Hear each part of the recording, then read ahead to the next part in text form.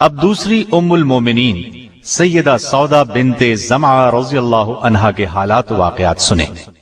آپ کا نام سودا تھا، والد کا نام زمعہ بن قیس اور والدہ کا نام شموس بنت قیس تھا۔ قبیلہ عامر بن لوئی سے تھی۔ یہ قریش کا ایک مشہور قبیلہ تھا۔ آپ کی کنیت ام الاسود تھی۔ نبی اکرم صلی اللہ علیہ وسلم کے عقد میں آنے سے پہلے سکران بن عمر عامری کے نکاح میں تھی۔ سکران ان کے والد کے چچا زاد بھائی تھے۔ ابتدا ہی میں مسلمان ہوئی۔ ان کے شوہر نے بھی اسلام قبول کیا۔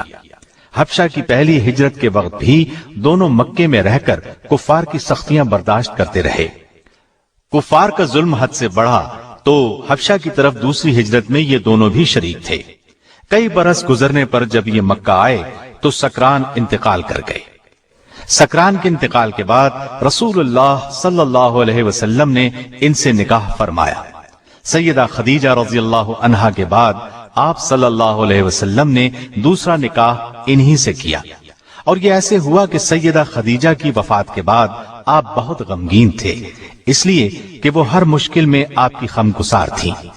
آپ صلی اللہ علیہ وسلم کی حالت دیکھ کر عثمان بن مظعون رضی اللہ عنہ کی اہلیہ سیدہ خولہ بنت حکیم رضی اللہ عنہا نے آپ کی خدمت میں حاضر ہو کر عرض کیا، اے اللہ کے رسول صلی اللہ علیہ وسلم، کیا آپ کو ایک مونس اور غمگسار ساتھی کی ضرورت ہے؟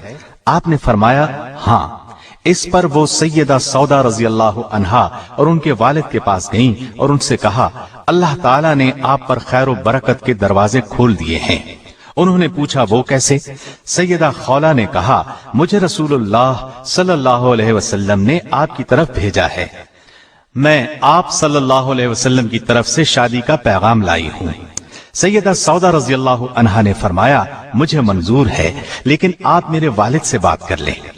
جب ان سے بات ہوئی تو انہوں نے بھی کوئی اعتراض نہ کیا۔ اس طرح یہ نکاح ہوا۔ 400 درہم حق مہر مقرر ہوا۔ یہاں میں یہ وضاحت کر دوں، بعض علماء نے لکھا ہے کہ سیدہ سودا سے پہلے آپ صلی اللہ علیہ وسلم نے سیدہ عائشہ رضی اللہ عنہا سے نکاح کیا تھا۔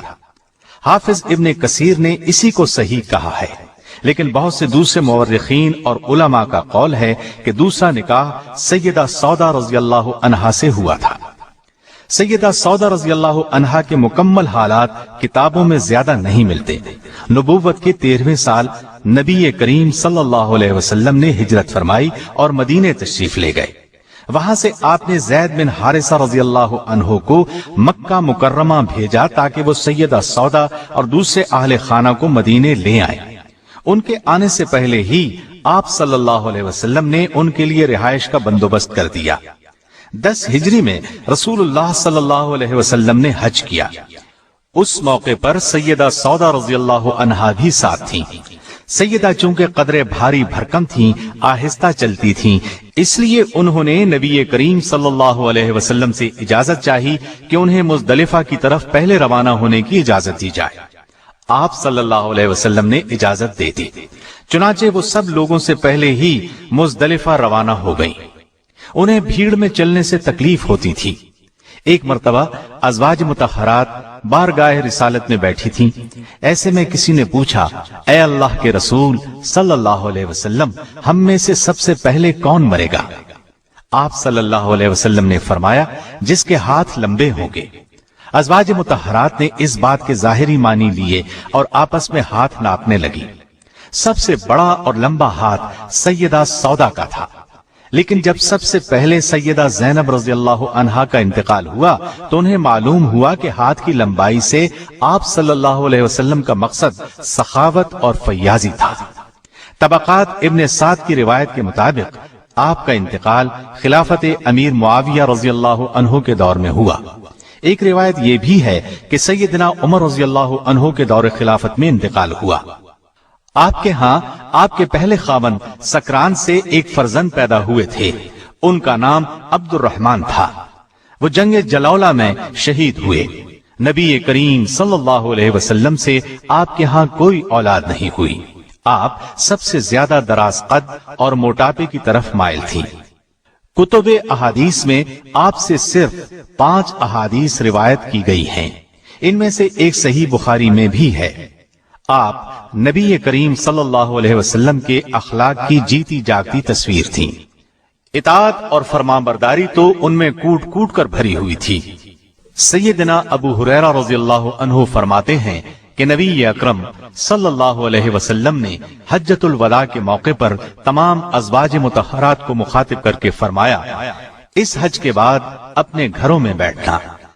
چنانچہ سیدہ سودا اور سیدہ زینب بنت جحش نے اس حکم کی نہایت سختی سے تعمیل کی۔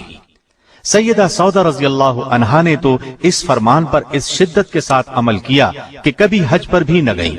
فرمایا کرتی تھیں، میں حج اور عمرہ دونوں کر چکی ہوں اور اب رسول اللہ صلی اللہ علیہ وسلم کے حکم کے مطابق گھر سے نہ نکلوں گی۔